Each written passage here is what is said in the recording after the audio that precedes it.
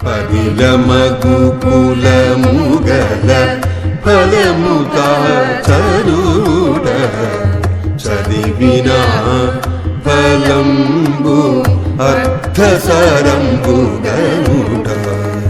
పొదని శాస్త్రార్థము పొడగన్న ఫలము మతి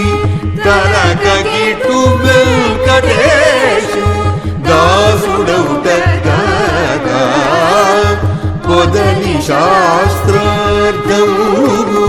పొడగన్న ఫలము మతి తరకగిటు వెంకటేశు దాసుడౌట కాగా